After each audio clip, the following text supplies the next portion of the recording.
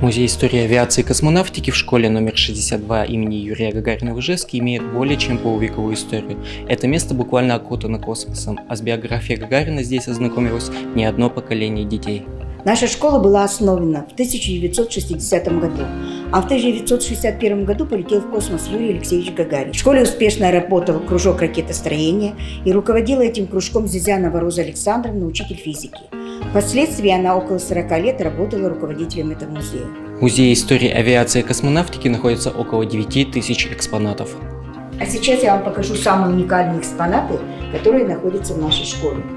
Это стартовый ключ с космодрома Байконур. Подарил нам этот экспонат Алексей Архипович Леонов. Это человек, который первый вышел в открытый космос. Это солнечные батареи. Настоящие солнечные батареи, которые установлены на космических кораблях. Это труба музыканта с космодрома Байконур. Эта труба провожала 28 экипажей космонавтов. Это обшивка космического корабля «Союз». Вот это письмо Юрия Алексеевича Гагарина, его фотографии с автографами. И письмо, адресованное 9 Д-классу, школы номер 62 имени Юрия Алексеевича Гагарина. Дорогие друзья, получил ваше письмо, из которого узнал о ваших полезных школьных делах. И был рад познакомиться с вашим дружным коллективом.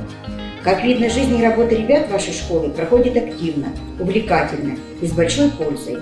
Огорчает только то, что среди вас есть неуспевающие ребята, которые не дают себе отчет о том, что учатся они не для учителей и родителей, а сами для себя, что знания, которые они приобретают в школе, пригодятся везде и всегда, где бы они ни были и кем бы они ни стали.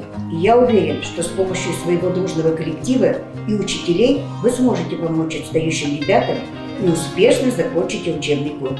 Передайте мой привет и добрые пожелания ребятам и вашим учителям. Летчик-космонавт СССР Гагарин Юрий.